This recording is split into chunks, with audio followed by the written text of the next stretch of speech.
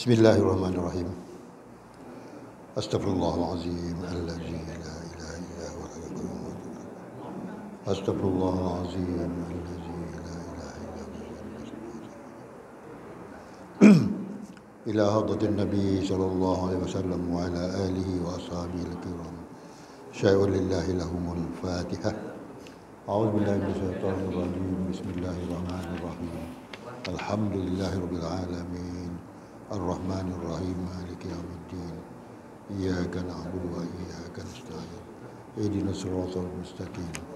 Siratal ladzina an'amta 'alaihim ghairil maghdubi 'alaihim waladdallin. Amin. Assalamualaikum warahmatullahi taala wabarakatuh. Alhamdulillahirabbil alamin wassalatu wassalamu ala asyrafil anbiya wal mursalin wa ala alihi wa ashabihi ajma'in. Amma ba'd. Yang dihormati pengerusi Masjid Qaryah Seberang Maju Ampah, Abu Jalal, juga yang dihormati tuan-tuan imam, tuan-tuan Bilal, ahli-ahli jawatan kuasa masjid, tuan-tuan yang dirahmati Allah.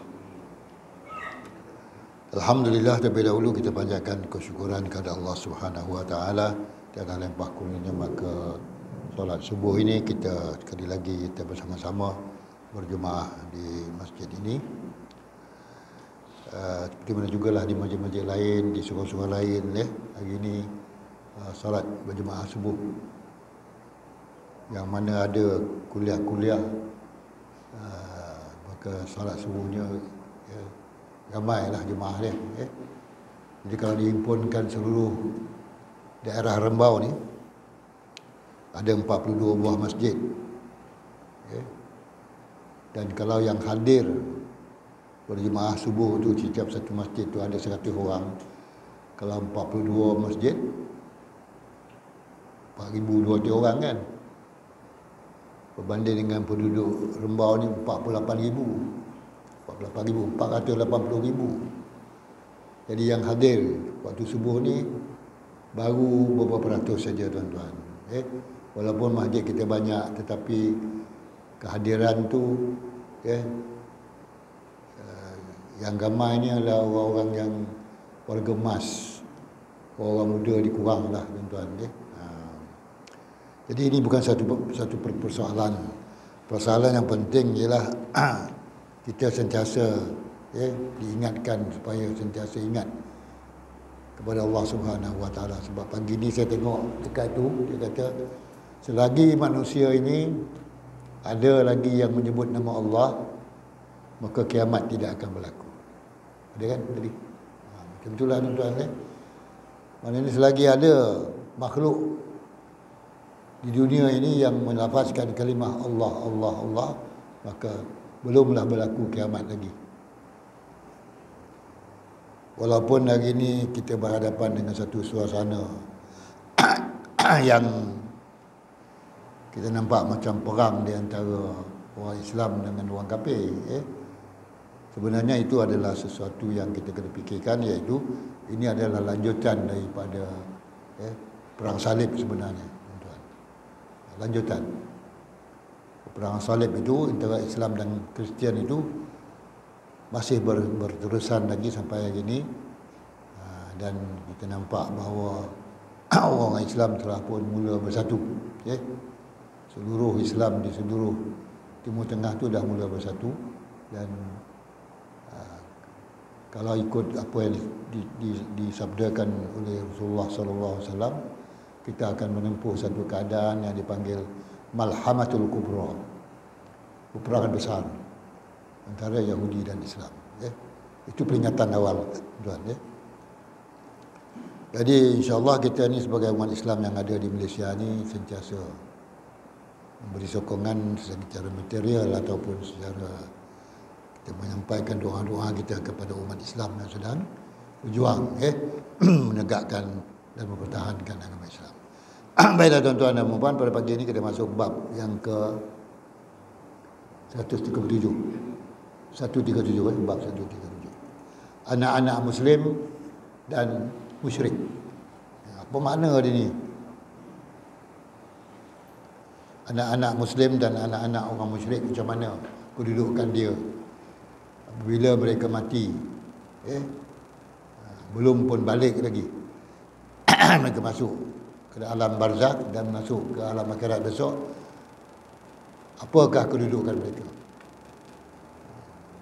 Kita ni orang yang dewasa, ya, orang Muslim mukmin yang balik, yang dalam surah Al-Waqi'ah tu disebutkan wa ashabul yamin ma ashabul yamin fi sidril maqdud ustalhil mandud uzillil mamdud ma'i masud wa faqihatin katsiratin la maqtu'atin wa la maqtu'ah wa la mamnuh wa furushim marfu'ah inna ansha'nahunna insya'a wa ja'alnahunna abkara uruban atraba li ashabil yamin. Kalau kita menjadi golongan ashabul yamin, maka kita akan masuk syurga lah tuan-tuan. Siapa dia ashabul yamin? Dia ada dua ni. Ashabul yamin satu, ashabul shimal satu. Kalau ashabul yamin, insya-Allah berat timbangan kita itu sebelah kanan. Kalau ashabul shimal, berat timbangan kita itu sebelah kiri. Banyak maksiat, banyak perkara-perkara yang kita melakukan perkara-perkara yang dilarang oleh Allah Subhanahu Wa Taala. Itu bagi orang yang dah balik, orang-orang dewasa, ibu bapa. Tapi bagi anak-anak ni yang belum balik lagi, kita boleh bincanglah bersama-sama dengan apa yang dibincangkan oleh Imam Qurtubi ini. Dalam satu riwayat yang menyebutkan oleh Al-Hakim At-Tirmizi dalam Nawadir Al-Usul, Nawadir ni perkataan nadir, jarang-jarang, rare lah, jarang-jarang. Artinya Nawadir ni ganjil lah, usul. Ini kitab dia lah. Juga diriwayatkan oleh Ibnu Abdul Bar dan yang lainnya yang berasal daripada Ali bin Abi Talib radhiyallahu anhu tentang pentafsiran ayat. Tiap-tiap diri bertanggungjawab atas apa yang telah diperbuatnya kecuali golongan kanan. Semua orang bertanggungjawab.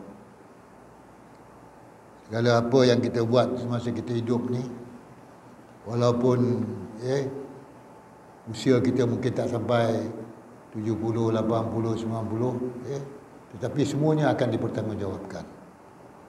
Apa yang kita buat akan ditanya balik. Di mana sabda Rasulullah, kullukum ra'in wa kullukum mas'ulun an ra'iyati. Semua orang tu ada tanggungjawab dan akan dipersoalkan tentang tanggungjawab dia. Jadi banyak apa yang kita nak jawab di akhirat besok, tanggungjawab kita banyak. Antara tanggungjawab yang paling berat sekali adalah sebagai seorang pemimpin lah.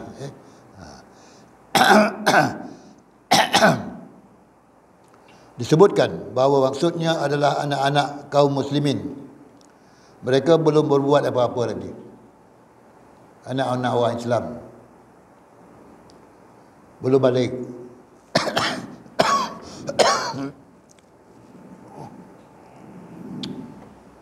Anak-anak orang Islam belum balik. Ni kita tak soal tentang ibu bapa dia, tentang anak-anak tadi apa nasib dia bila di akhirat besok. Mereka belum berbuat apa-apa. Maknanya mereka akan tergadai. Maksud tergadai ni mereka bergantunglah pada ibu bapa mereka, bergantung kepada amal orang tua mereka. Jadi amal orang tua ni adalah merupakan satu perkara yang akan menyelamatkan anak cucu dia.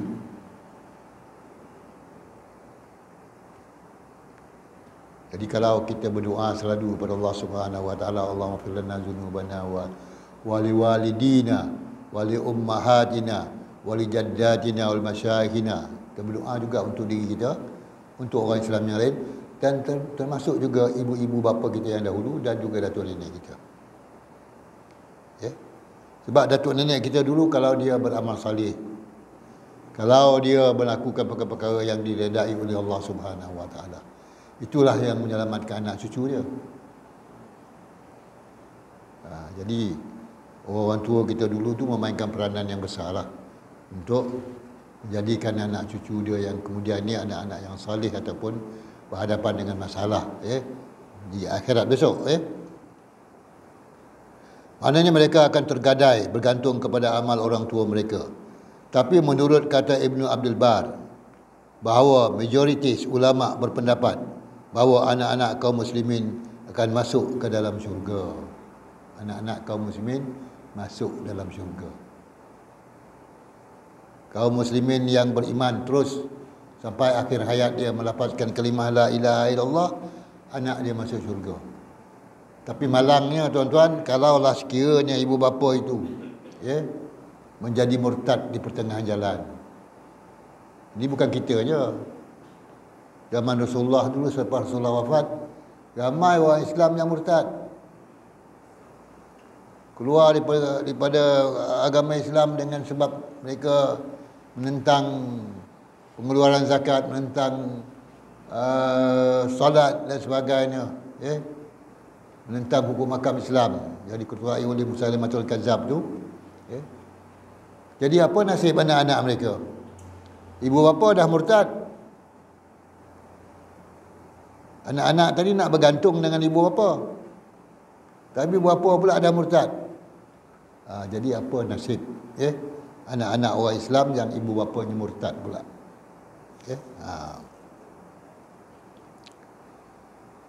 Jadi sebahagian besar ulama, majoriti ulama berpendapat bahawa anak-anak kaum muslimin akan masuk ke dalam syurga. Adapun tentang anak-anak kaum musyrik, beberapa kelompok ulama berpendapat bahawa mereka tidak akan masuk, mereka tidak akan masuk neraka, juga tidak akan masuk syurga. Anak kaum musyrik pula, neraka pun tak masuk, syurga pun tak masuk. Anak orang Islam masuk syurga, tapi bergantunglah kepada ibu bapa dia. Kalau ibu bapa dia tengah-tengah jalan dah murtad, maka nasib anak tu tidaklah dapat sama macam yang disebutkan oleh Ibnu Abdul Bar tadi, masuk syurga. Mungkin pergi kepada kedua, iaitu syurga pun tak masuk, neraka pun tak masuk. Samalah seperti orang Islam, yang timbangannya sama berat, pahala sama banyak dengan dosa. Dia masuk syurga ke masuk neraka? Syurga pun tak masuk, neraka pun tak masuk. Dia akan berdiri di Al-A'raf, dia akan duduk kat sana, menunggulah rahmat Allah Subhanahu Wa Taala. Tapi akhirnya mereka masuk syurga lah. Lambat laun masuk syurga. Tapi semua orang dah masuk syurga, semua orang dah masuk neraka. Mereka yang sama banyak, sama berat, amal salih dia dengan amal talih dia sama berat, mereka berada di Al-A'raf. Jadi yang macam ni, apa yang nak dibuat oleh orang-orang yang hidup, anak-anak cucu yang hidup? Kita hanya berdoa lah. Itu yang kita berdoa setiap hari tu. Allahumma firil mu'minina wal mu'minat wal muslimina wal muslimat. Ya Allah, ampunkanlah orang Islam, yang mukminin, mukminat, muslimin, muslimat yang banyak, yang dulu-dulu ni yang tak tahu mana nak ampat. Kita berdoa pada Allah SWT supaya mereka ini dibebaskan daripada kedudukan yang tak menentu. Syurga ke neraka tak tentu lagi. Itu pertama. Anak-anak pula, kalau bapa, ayah ibu bapa dia terus menerus jadi orang mukmin sampailah ke akhir hayat, maka anak-anak orang-orang mukmin ni masuk syurga. Anak-anak orang kafir, anak-anak orang musyrik, tengah ulama mengatakan tak menentu. Syurga pun tak masuk, neraka pun tak masuk. Jadi ini pandangan-pandangan ulama lah tuan-tuan. Tapi apa pun kita serahkan kepada keadilan Allah Subhanahu Wa Taala. Allah tu maha adil, maha bijaksana, Maha merahmati, mengasihani, ya. Sebab tu bila kita baca Fatihah, kita baca apa dulu sebab alhamdulillahirabbil alamin. Kita baca Ar-Rahmanur Rahim, Ar-Rahmanur Rahim. Allah yang Maha Pemurah lagi Maha mengasihani. Artinya Allah tu tidaklah, ya, melakukan kezaliman dan sebagainya, tapi Allah tu Maha belas kasihan kepada makhluk dia. Kita ni di bawah ihsan Allah Subhanahu Wa Taala. Atas belas kasihan Allah Subhanahu Wa Taala, kita hidup dalam suasana yang aman sekarang ni, tuan-tuan.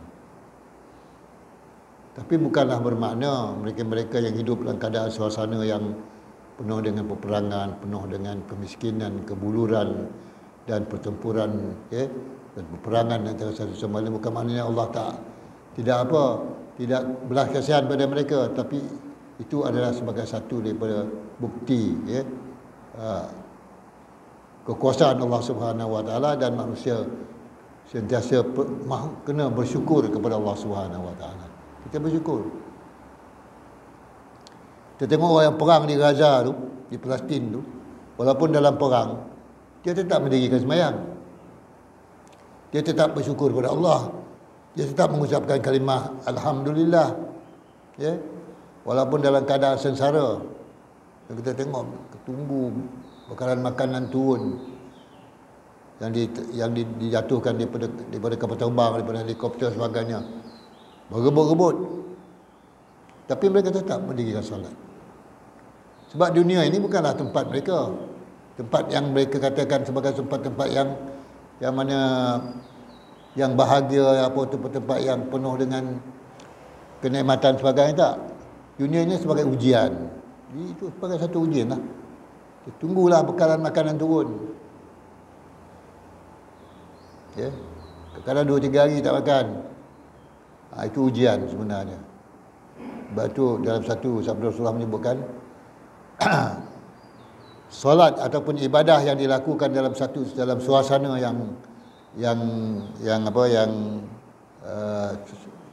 suasana kekacauan. Solat ataupun ibadah yang didirikan dalam keadaan yang dalam suasana yang tidak aman dan kekacauan, pergaduhan dan sebagainya, adalah lebih tinggi darjatnya. Ataupun itulah darjat yang paling tinggi sekali ibadah yang kita buat di dalam suasana dunia yang tak aman ni, tuan-tuan. Paling tinggi sekali. Tapi kalau dalam keadaan aman seperti ini, tak ada apa masalah, ya. Tu pun tak ada pun orang yang nak pergi ke masjid, tak ramai pun, seperti mana saya sebutkan tadi, daripada 42 orang masjid. Kalau satu masjid 100 orang, kalau 42 orang masjid 42,000 orang, itu sajalah. Itu dalam keadaan aman. Tapi tuan-tuan tengok, dalam keadaan yang peperangan ataupun kekacauan, dalam keadaan rusuhan, beribu-ribu orang datang ke masjid. Ambil air apa? Ambil air penawar. Ingat tak, tuan-tuan? 1969, Masjid Kampung Baru, Kuala Lumpur, penuh. Semua orang Kampung Baru tu bertumpu ke Masjid Kampung Baru nak minum air yang telah ditawarkan ataupun dibacakan ayat Quran dan sebagainya oleh ulama pada waktu itu. Satu tempat lagi yang ramai orang pergi waktu itu dia daripada Kuala Lumpur, ialah tadi Batang Kali, yang runtuh baru ni. Tempat ambil ilmu kebal. Semua orang bertumpu kepada ilmu-ilmu yang nak selamatkan diri, ya. Ilmu kebal di Batang Kali, tuan-tuan. Macam mana nak dapat ilmu kebal? Kita tuan-tuan pergi Batang Kali dulu, tak ada kan? Masa tu saya belajar di Kolej Islam Kelang, ya. Kolej Islam Kelang tu kira tertinggi lah waktu tu. Buat rombongan pergi Batang Kali ni, mandi air tujuh mayat. Apa 7 mayat? Mandi air 7. Yang memandikan mayat 7 orang. Mandi air tu. Kita belajar Kolej Islam ni. Tapi kerana kebimbangan, ya, kerana nak kebal, pergilah Batang Kali tengah-tengah malam betul tu. Benar datang pula orang daripada utara mengajarkan ilmu kebal, masuk ke dalam asrama Islam tu. Baca, semua orang kena tadah tangan, dipauk, diparang tangan kita. Kalau waktu kita tu nasib baik, tak ada apa-apa lah. Semua orang nasib baik, tapi ada seorang hampir nak putus tangan dia. Jadi maknanya ilmu kebal ni pun pada masa itulah sangat menjadi tumpuan lah. Sebab semua orang nak, bukan nak menyelamatkan syariat, tetapi nak menyelamatkan diri dia. Lepas tu dah selesai, dah selamat semua, masjid pun tak ramai lagi orang.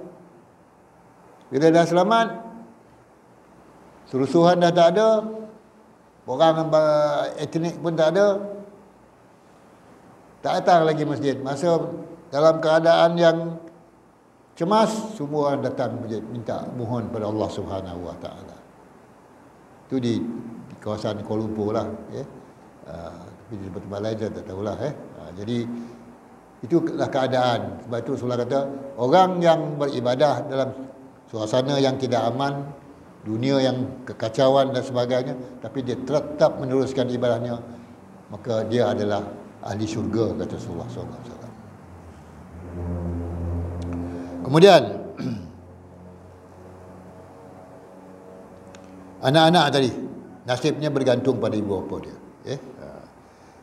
Kemudian dalam sebuah hadis disebutkan bahawa Rasulullah SAW pernah ditanya tentang anak-anak, maka Rasulullah SAW pun bersabda, hanya Allah Subhanahu Wa Taala yang lebih mengetahui tentang apa yang mereka perbuat. Allah lebih mengetahui. Nabi tak terus jawab anak orang kafir masuk neraka, anak orang Islam masuk, tak. Rasulullah SAW serahkan kepada Allah Subhanahu Wa Taala. Allah yang lebih tahu, ya. Jadi kita pun kena jawab macam tu lah, tuan. Jangan kita beritahu pula bila orang tanya, orang kafir ni confirm masuk neraka anak-anak dia.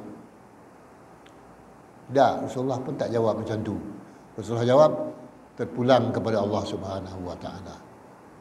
Anak-anak terpulang kepada Allah. Allah yang lebih tahu. Berapa? Masa Nabi Khidir berjalan dengan Nabi Musa alaihi salam. Nabi Khidir bunuh budak kecil kan? Tak berdosa anak tu. Dia pergi bunuh anak tu. Nabi Musa pun tanya, kenapa? Sekali lagi kau tanya, kau jangan ikut aku, kata Nabi Khidir. Jangan ikut aku. Sekali lagi kau tanya. Ini dah kali kedua dia. Kali ketiga tak boleh ikut. Akhirnya Nabi Khidir pun beritahu jugalah, ya. Sebab anak ni nanti akan derhaka kepada ibu bapa dia, ya. Akan derhaka pada ibu bapa dia, dan walaupun belum derhaka lagi, Nabi Khidir dah habiskan dia dulu. Sebab Nabi, dia ada satu yang dipanggil bukan mukjizat. Nabi belum jadi rasul lagi, dia tak, apa yang dia nampak bukan mukjizat. Dia dipanggil irhas, iaitu hampir sama macam mukjizat lah, tapi dia tahu, okay? Allah pun beritahu dia. Dia bunuh budak kecil. Dalam perjalanan pun dia tebuk perahu-perahu orang-orang miskin. Dia tahu. Walaupun Nabi Musa tak tahu, Nabi Musa tahu. Nabi Musa tak tanya kenapa pula perahu-perahu orang miskin ni dilubangkan, ditebuk, sedangkan mereka nak cari makan dengan perahu ni. Ya. Jadi Nabi Khidir pun sudahnya akhirnya beritahu semua-semuanya itu. Selepas selesai Nabi Musa, jangan ikut aku lagi, kan aku beritahu apa sebabnya.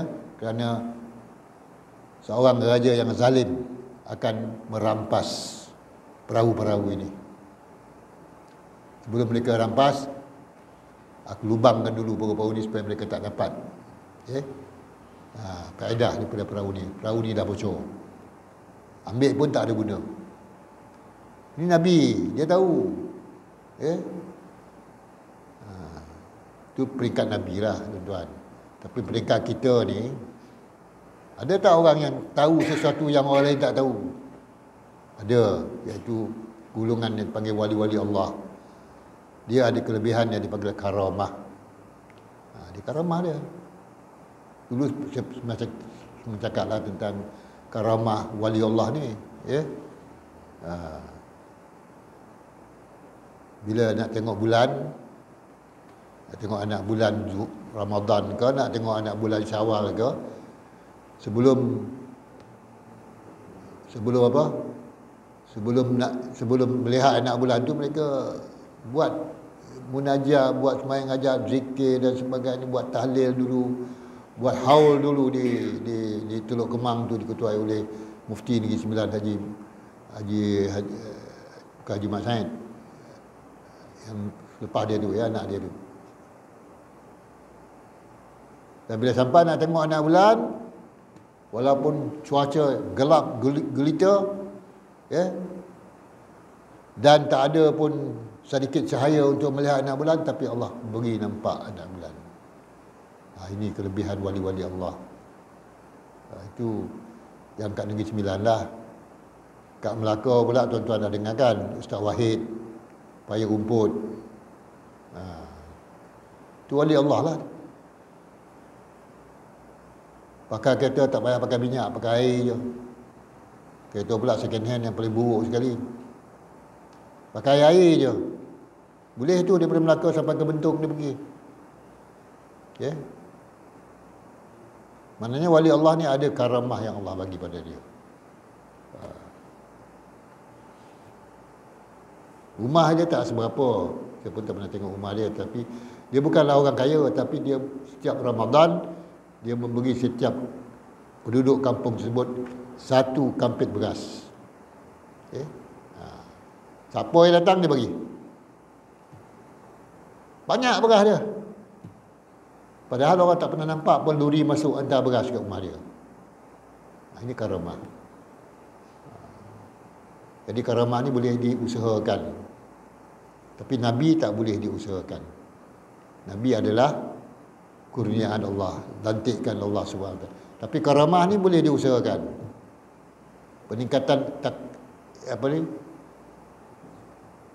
Peningkatan amal ibadah kita. Okay.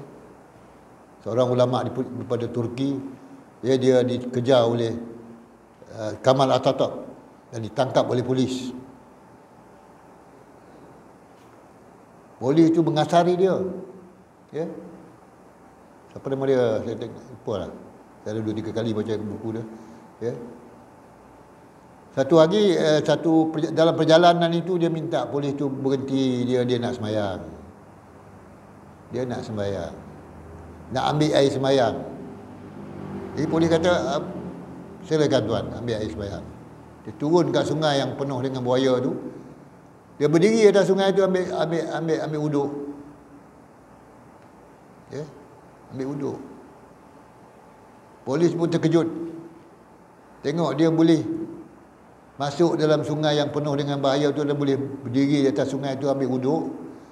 Polis tu pun terkejut. Akhirnya polis tu tak berani mengasari dia, terus bawa dengan lemah lembut, dengan layan yang terbaik. Bawa ke Istanbul ke, bawa ke tempat nak jumpa dengan pemimpin Kamal Atatürk. Okay. Ini karamah. Dia yakin dengan amalan dia. Itu yang termasuk pada karamah-karamah orang Islam yang ada dekat Malaysia ni. Okay. Karamah lah tu. Kiai Haji Saleh, Imam Bukhari yang di Sungai Manik, yang mati di Mekah, itu karamah lah. Dia berzikir di surau dia, orang-orang dia berperang dengan komunis. Dia tak pergi perang, dia berzikir kat surau dia, pagi, petang, siang, malam. Tapi askar ataupun orang Islam berperang dengan komunis di Sungai Manik. Dan komunis tu lintang pukang lagi, sebab apa? Tak nampak orang, nampak senjata je, terbang.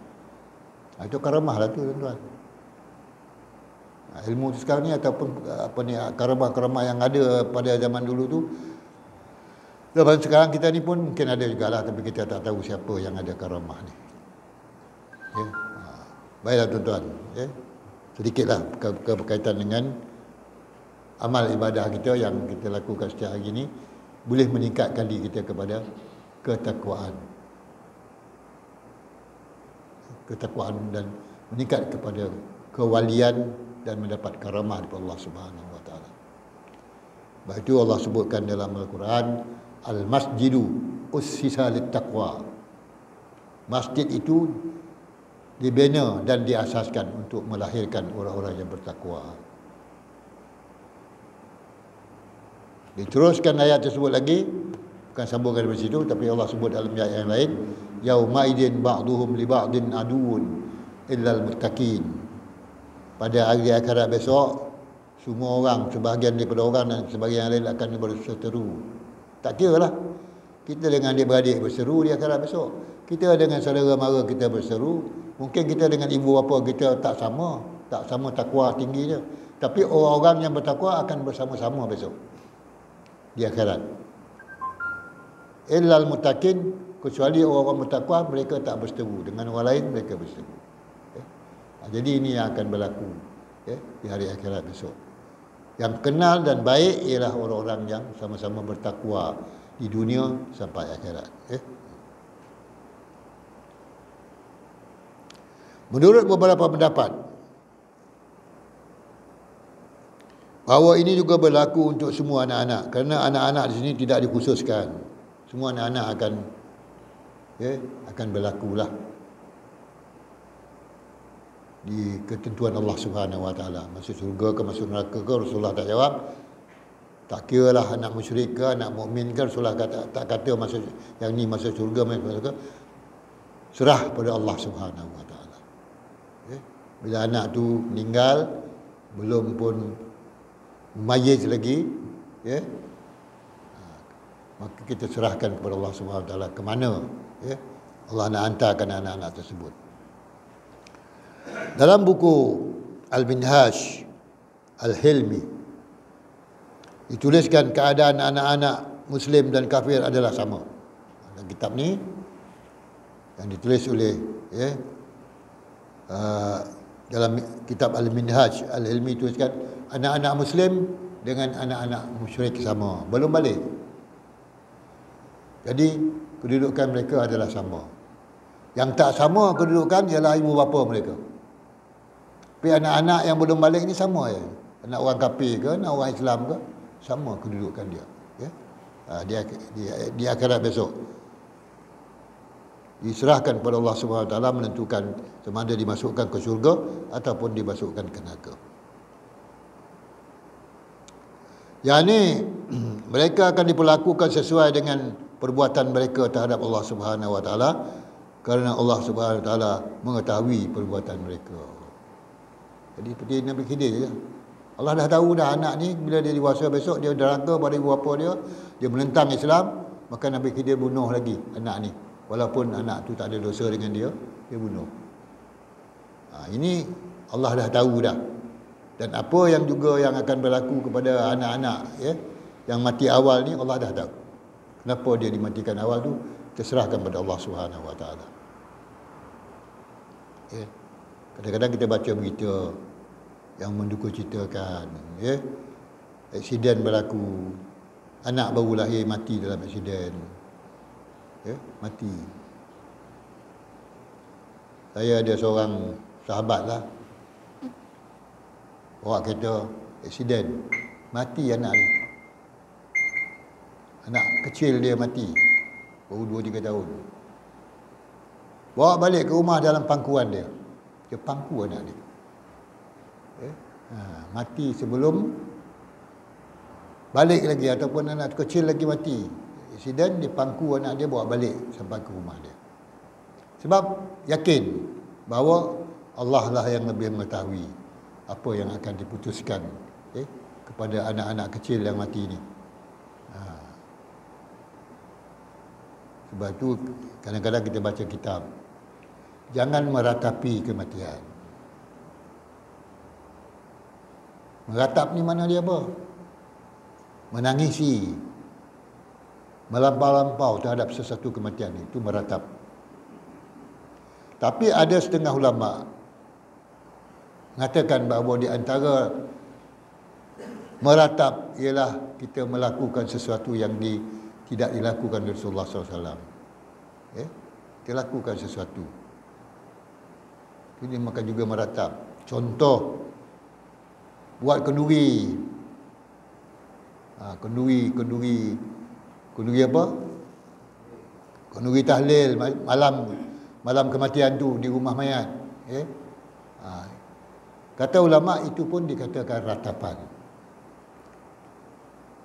Bila ratapan berlaku, maka jenazah itu tidak akan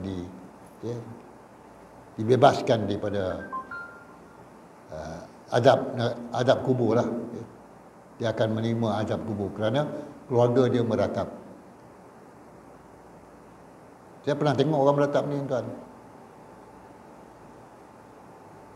Mak dia meninggal, anak perempuan dia meratap, menangis kat pintu tingkap apa semua. Besok pagi anak perempuan yang meratap tu pula mati, ikut mak dia. Dia meratap. Jadi ini pun berlaku kalau Allah menghendaki. Mana sesuatu itu bukan kita yang tentukan, tetapi Allah yang tentukan. Kemudian tuan-tuan dan puan-puan yang dirahmati Allah, Allah SWT mengetahui perbuatan beliau. Pengarang buku Al-Minhaj beralasan dengan sebuah riwayat menyebutkan bahawa ada seorang anak kecil dari seorang Muslim yang meninggal dunia. Lalu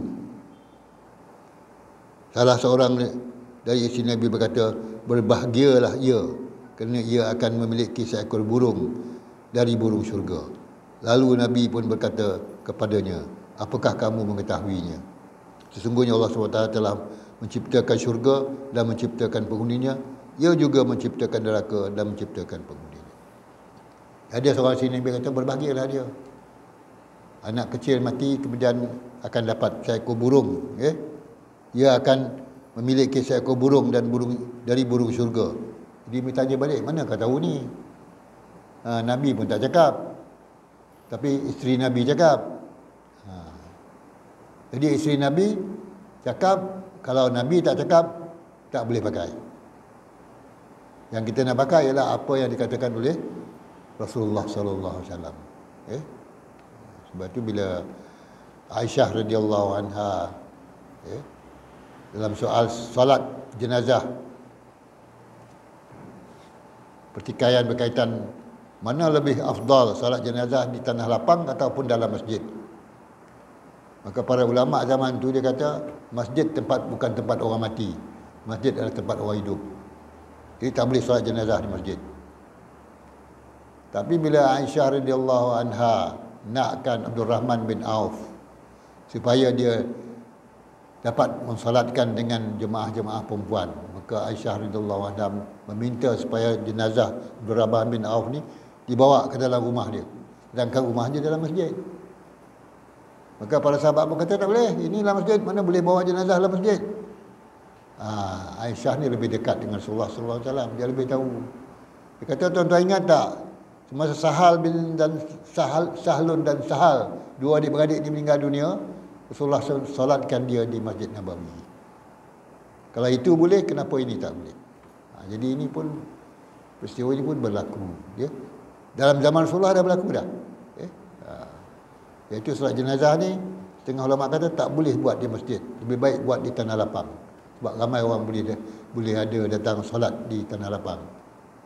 Tapi ada beberapa pandangan ulama, Imam Hanafi dan Imam Hambali kata boleh solat jenazah di masjid. Jadi tuan-tuan dan puan, setakat itulah dulu pada pagi ini. Mudah-mudahan Allah SWT memberkati kehidupan kita dan mengurniakan taufik dan hidayahnya kepada kita semua, insya-Allah. Bismillahirrahmanirrahim. Alhamdulillahirabbil alamin wassalatu wassalamu ala asyrofil anbiya'i wal mursalin wa ala alihi wa sahbihi ajma'in. Allahumma rzuqna ya rabbi paman nabiyina ibdal mursalin ilham malaikatil muqarrabin bi abadin ya arhamar rahimin. Rabbana atina min ladunka rahmah wa hayyi lana min amrina rasyada. Rabbana atina fid dunya hasanah wa fil akhirati hasanah wa qina azabannar. Wa sallallahu ala sayidina Muhammadin wa ala alihi washabihi ajma'in. Subhana rabbika rabbil izzati amma yasifun wa salamun alal mursalin walhamdulillah. Taqabbalallahu minkum. Assalamualaikum warahmatullahi wabarakatuh.